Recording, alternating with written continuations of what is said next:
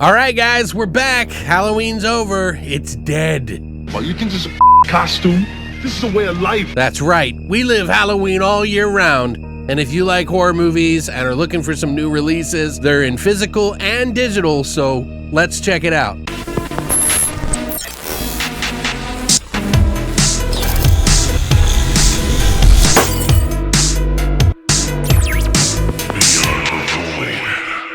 What's up, guys, and welcome back to Beyond the Void. My name is Alex, and today we're going to be doing my weekly watch list of new releases that have come out. Some of these are digital movies that I rented online that I didn't get to see at the theater. Some of these are physical releases that I actually got from MVD Entertainment, 88 Films, Radiance, and even Full Moon. So we got a lot of stuff to talk about. I'm going to have a link down below for you to pick up any of the physical media that you want to get. I'll have links in the video, and I'll have links in the information down below, so they'll be different. Whatever works for you, get them. But without further ado, let's get into my weekly watch list of new releases that you might have missed.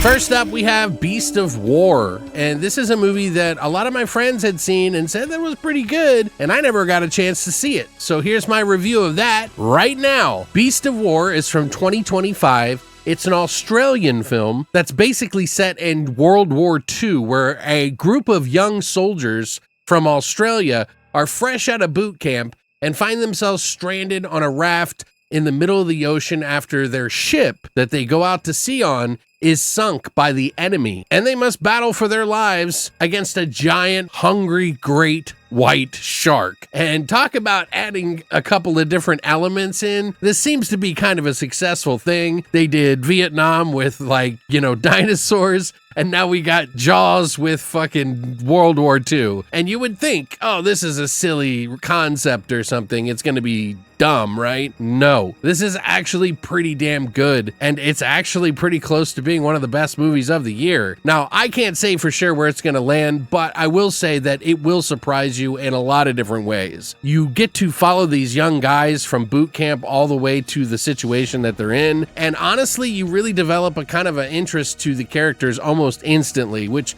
is probably one of the most important things. So part of the movie you're spent in like the first act with the actual boot camp and them going and getting ready for the war, and then being disturbed by the war, and then they're out in the middle of the ocean for the rest of the movie. And man, let me tell you, when shit gets graphic, my God, does it get graphic. There are some scenes, and you would think, oh my God, this is in one situation. How much could really happen? They flesh out the story very well. Now, yeah, obviously some of the acting I think is actually well above average, and some of the situations are a little, convenient, but not exactly like where you have to suspend your disbelief on everything. Just enjoyable levels. This was directed by Kia Roach Turner, who did the Wormwood series, like the two movies, and the movie Sting, which is about that giant spider in an apartment complex, which was actually really good. And it's got a ton of blood, a ton of gore, a ton of great characters,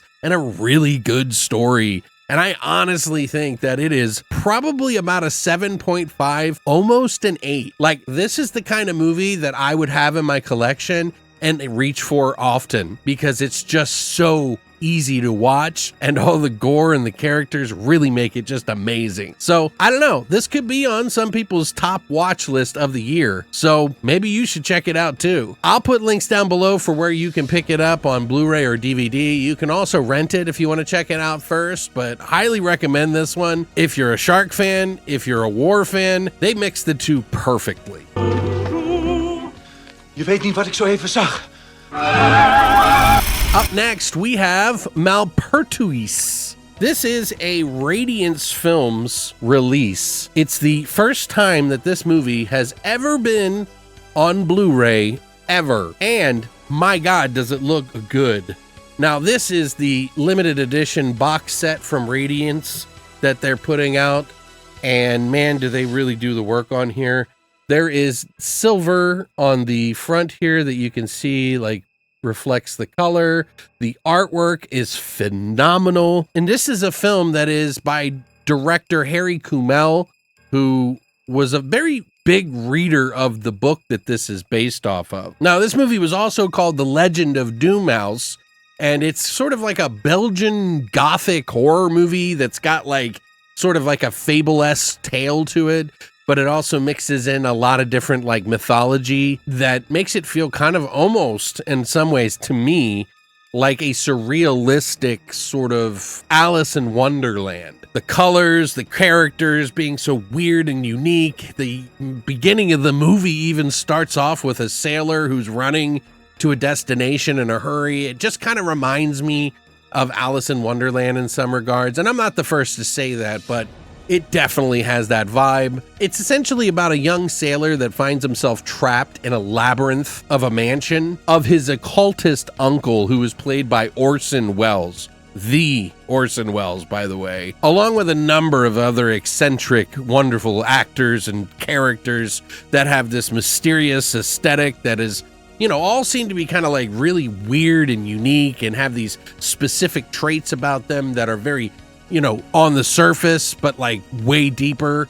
They have a lot of secrets that they're holding, and you really just don't know what is going on in this movie. If you pay attention, though, you'll start to notice that, yes, there is some similarities to stuff, and I'll bring that up in a little bit. But Harry Kamel was a Belgian director, and a lot of Belgians will speak French, and so this movie is in French. It was also a novel by Jean Ray, who did the entire story of it.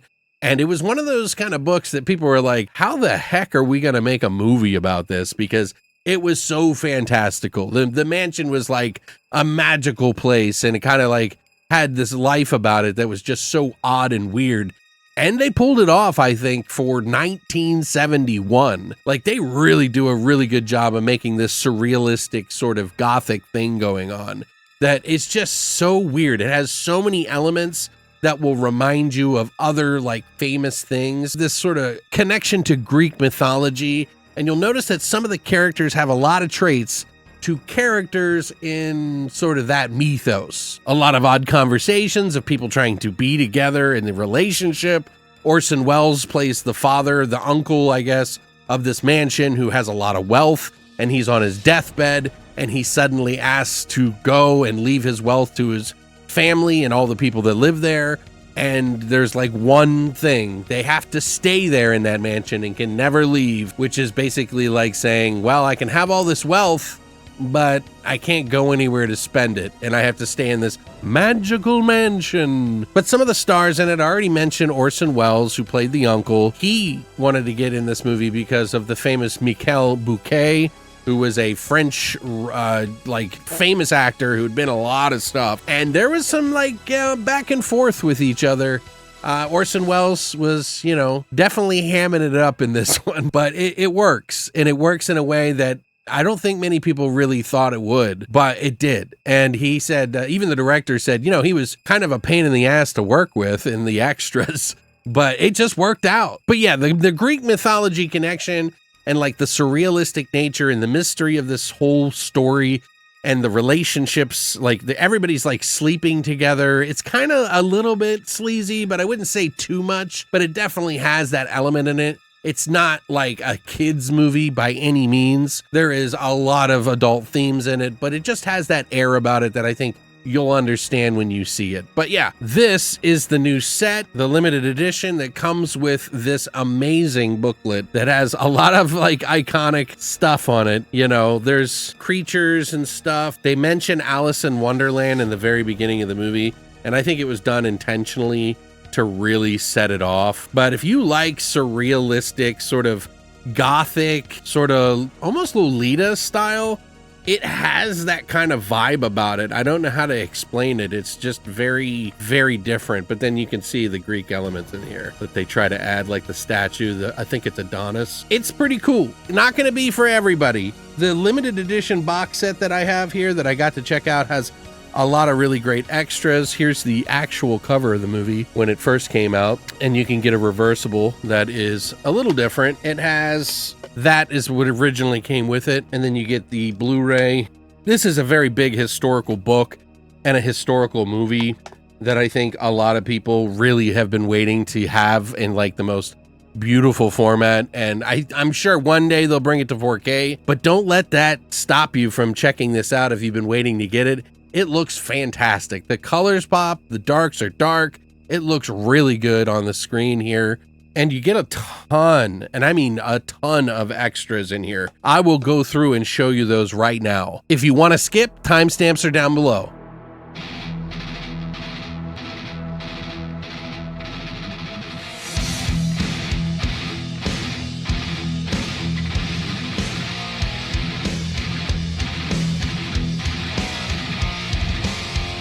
And they have limited edition of only 3,000 copies in this rigid box that you get here. So if you are interested in picking it up, I will put a link down below for you to pick it up for yourself.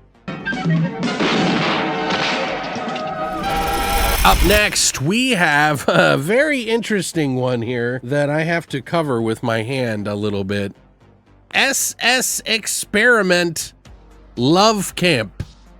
Yes, and this is from 88 Films. This is the original cover, I believe. I'll show you some of it later, but it is a really nice box set that comes with a sleeve that's really nice. And then underneath you have the original cover here.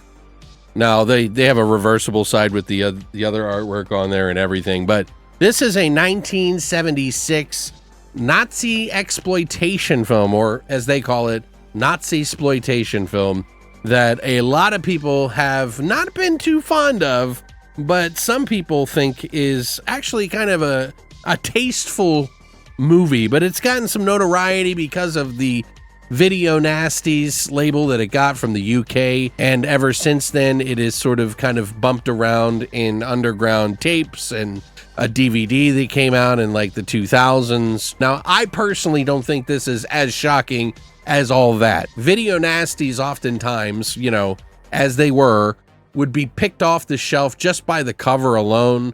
They didn't even care about what was inside most of the times, and then later on got it reapproved. Now, this is the 4K of this movie that you can actually get with the Blu-ray inside. So you get, you know, both of them in here. I've never seen this film before, and it looks amazing in the 4K. Like, this is one of those films that it really looks crisp and clean. It's not like, you know, it still has a little bit of the grain, but it looks like, you know, it was made yesterday. Obviously, the lighting's a little bit different, you know, if you were to have done the lighting and stuff back then. It's very, very tame when it comes to the exploitative nature, but the story and the elements in the movie are, I guess, something that some people might get offended by, because obviously we're talking about Yahtzees here.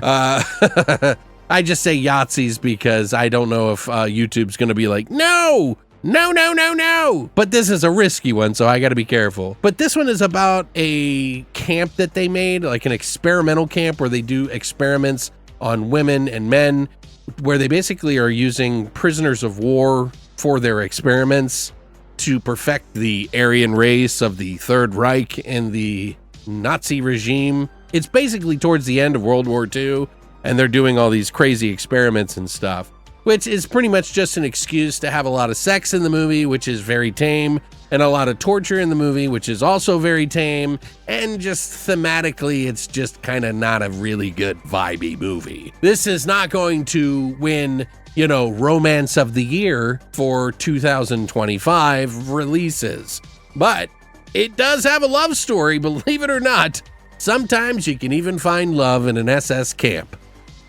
I was watching this movie and my girlfriend was at the table doing some work, and she was like, what in the fuck are you watching?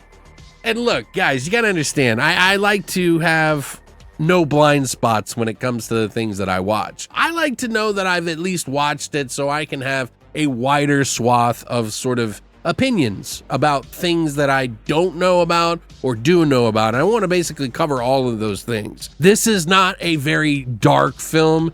The concepts, the ideas are, but really nothing on the screen is that bad unless you're highly opposed to, I don't know, nudity and sort of a weird semi they don't show it grape scene, I guess, but it's really not as bad as you would think. And also it's by director Sergio Garrone, who did Django the Bastard and Kill Django, Kill First, and many other films, like a lot of like westerns. It's very much a work film. Like the guy was like, hey, you want a film like this? I'll fucking do a film like this, you know? Apparently it got pulled off the shelf, which did him no favors. But it's like, what do you want me to do with this script? You know, like you said you wanted a exploitation film, you know, that's what you're supposed to do with these things. He was kind of like a regular worker for film. He would be like, you know, show up to do another film, whatever day it was, and they would just hand him something. Lucio Fulci also considered himself a worker's director, so he would just work films, and then eventually he did some horror movies, and they blew up. Sergio is not so as big, you know. There's a lot of topical sex in this movie, sex parties and weird, not so shocking torture. Although there is one scene where a girl's hung upside down, which is kind of sad. And the end of this movie, holy shit. Boy, you just feel bad for the guy in a way, but not really because he's a Yahtzee. I don't know. It's a very conflicting film. I didn't really enjoy it at all, but I don't think it's as bad as some people call it. You know, they say it's the worst film ever made. I've seen worse. It's nowhere near it. It's like a 4, maybe a 4.5. Not something I want to rewatch all the time, but if you have that sort of niche interest in like exploitation films, this will fit nicely on the shelf, and you can say, hey, I got SS Camp Experiment Camp Love. Yeah, that's it. It's more the idea that's messed up than the actual imagery, so just be warned. Now, also, I do want to point out that, you know, as weird and off as this may sound, there was just a time where people were trying to push cinema in a lot of different ways to try to make it like stand out, and that's what exploitation films were all about, whether it was blaxploitation, Canucksploitation, you know, they were just trying to push the boundaries to try to go as far as free speech could, you know, and wherever the countries they were, to really push the boundaries on that. So it's like, you know, not everybody's going to understand that these days, but back then that's what they did. And if it helps, the end of this movie, pretty much every bad guy is laid to waste. I mean, there's not really anyone left. So it's not glorifying it, that's for sure.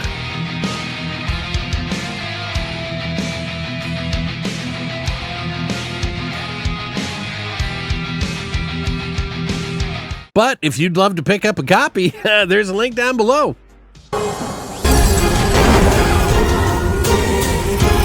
Up next, we got another one from Full Moon, which is Meridian, which I remember this movie years ago because it was on the shelf all the time. And I always wanted to see it because I was like, this creature is really interesting. Well, did you know that this is actually the creature from, well, not in the face, you can't tell, but the outfit and everything is actually the same creature that was in a very famous Gothic movie that you may have loved, that may be about Dracula? Yes, this is the same beast from Bram Stoker's Dracula, although they changed the face in this one to cover it. But yes, that's Francis Ford Coppola's, you know, creature in this movie. The story on this one, way different and a little bit on the sleazy side, but I'll tell you all about it. Now, Meridian came out in 1990. It is a Full Moon movie, and it's actually made by the guy who runs Full Moon, which is Charles Band. Directed and helped write this film with Dennis Paoli, who did Ghoulies 2, and many other wonderful films like Reanimator and From Beyond and so many more. It's basically a Beauty and the Beast type story in a castle, a little bit more modern, and a whole lot of sleaze. Let's put it this way. If Belle was drugged and then graped by a creature, and then there was a story about a couple of brothers, well, then you got Meridian. Sound interesting? 'Cause I'm gonna grape you in the mouth. Well, it's essentially about two American girls in Italy who are drugged and then graped by an evil magician and his twin brothers who suffer from a curse that turns them into a beastman each and every day. One of the girls falls for the good twin, the one that, I don't know, graped them? I don't know, I get confused. This story's very confusing, and decides to help him break the curse. And she is some sort of royal blood in this castle in Italy. which is obviously Charles Band's castle that he's owned for many years. They've shot a ton of movies in, by the way. That girl is played by Cheryl Fenn, who is from the Twin Peaks series, which you have always known and loved. She's in this movie, topless a lot. And we also have Charlie Spradling, her friend that comes to visit her, named Gina, who's this like painter or something. She's restoring a painting that happens to have everything to do with her friend, just so coincidentally, and she sort of unveils the story as the movie is going along. But yeah, it's ridiculous. It's a crazy, wild story that I'm not so much interested in, but if you love like Beauty and the Beast adult films that don't really show any kind of like real sex, just a lot of top and beast stuff going on, this might be for you. I don't know. Some people like that. I'm not gonna, kink shame or anything like that. It just wasn't for me. I would give this film probably a 3.5 out of 10. Honestly, I was hoping for something better, but I just did not like the romantic angle in this movie. Not only did it not make sense to me, but I really just...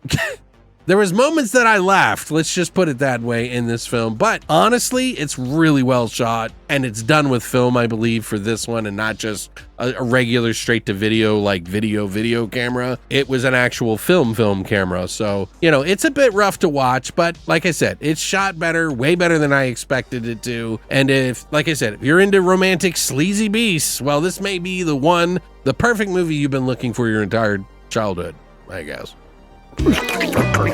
Now, as far as the extras on Meridian, there really isn't all that much. You just have a original Video Zone featurette, which I think they show in the very beginning, and then Full Moon features remastered trailers of some of the newer movies that they've remastered like this, because this looks way better than the formats we've had before. Check it out if you like it. It's out now. Links down below.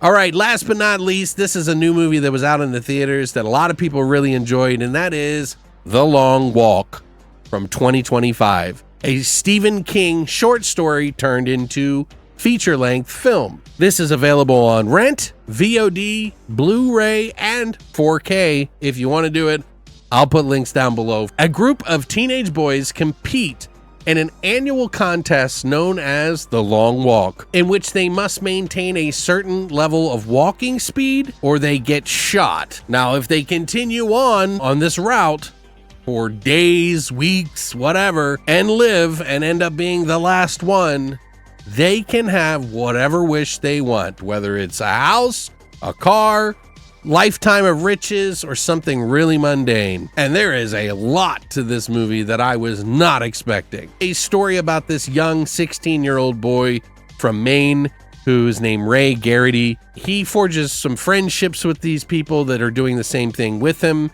It's a sort of dystopian world that is taking place in the past, like the 60s or 70s.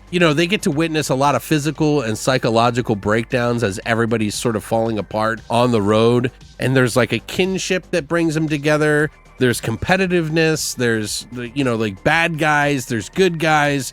And all these struggles in between, and the motivations of people to change their ideology and the things that they do. This is not just a movie about a bunch of people walking from one place to another. It is so much more. This is by director Francis Lawrence, who, by the way, is the director of The Hunger Games, which makes a little too much sense, to be honest with you. But on the surface, kind of made me go, I don't know about this one. And so I wasn't really too ecstatic about seeing it. But boy, was I wrong. This may be the best film he's ever directed. Honestly. Now, I know some of you guys probably like The Hunger Games. I thought they got a little cheesy, and you're not going to find any of that cheesiness in here. This is a very serious film, and I think he does a wonderful job.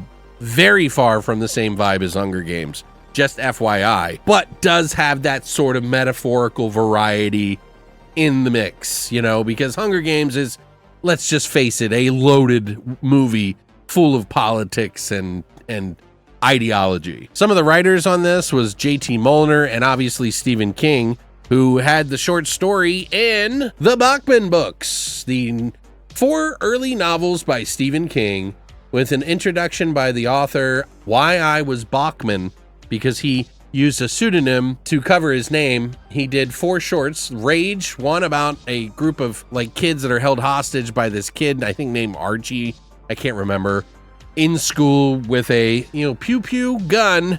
There was a high school shooting in 1997 in West Paducah, Kentucky, where a 14-year-old shooter, Michael Karl, had a copy of Rage, or this book in particular, in his locker. A lot of people compare it to the Columbine event, and Stephen King wanted the book pulled, and that was a year before, or 2 years before the Columbine incident happened, and everybody always mixes it up with that. But yeah, the book was like ceased publishing in 1998, and he thought that it could cause like people to accelerate that sort of troubled individual stuff. But yeah, he did Rage, which is that story, The Long Walk, Road Work, and The Running Man. But this movie is far from simple. It's on the surface a simple movie from A to B. They're going from one place to another, but the troubles that they meet in between really just are an allegory for things like the Vietnam War, the American dream, and how we sort of try to attain that American dream any way we can. It's, and some of us can't even hardly achieve it. There's, ideologies on that. It's all about authoritarianism and spectacle of American dream, also down to the morals of a human being, the character, the spirit, the human spirit that people have when they come together and when they are being torn apart, their endurance. It's also a tale about the loss of innocence and so much more. So, I mean, there's just so many different connections in this movie that you're going to see. And the best thing about it is if you did read the book, they do things differently, and chef's fucking kiss, man. Where they're stuck in one area, it kind of feels like that condensed, but they're really traversing miles and miles and miles, like hundreds of miles. So you get to see everything that would occur to a human being in that process. And it's fascinating and disgusting and disturbing and sad and horrifying, and just there's moments of like just complete heart-wrenching and love and just everything, man. This movie packs a fucking punch, and it's really worth seeing. I would give this movie at least an 8 out of 10, if not more. I need to watch it again, but definitely put this one on your list to watch. It's on rent, VOD, 4K, Blu-ray. I'll put links down below. That's it, guys. That's everything for my weekly watch list. Sorry if I kind of went on about some of these stories, but they were really interesting to talk about. Even if I didn't love them, some of these are just weird, and some of them were just, unique. And so that's going to reach a different type of audience for each one of them. And so I often get comments in my comment section like, why are you showing these like movies that nobody cares about? It's like, because people do care about them. And it's important that we share these things so that we can find an audience for them, to find stuff that nobody's talking about. And I hope you guys will come along with me for that ride. We do a ton of other things though, and I hope that you enjoy them. I like to collect. I like to collect physical media in that form of movies, music, comics, books, manga. Horror in general is just my thing, and I even do games. That's right, I forgot. I've been doing games lately. So let me know what you think about these movies in the comment section down below. I'd love to hear from you guys. Thank you for coming by and supporting this channel. I need your help to grow, and it's without you that I wouldn't be able to do it. So thank you for supporting this channel. Share it with someone that you know. Please hit the like and subscribe. But thanks for coming by, and as always, long live the void.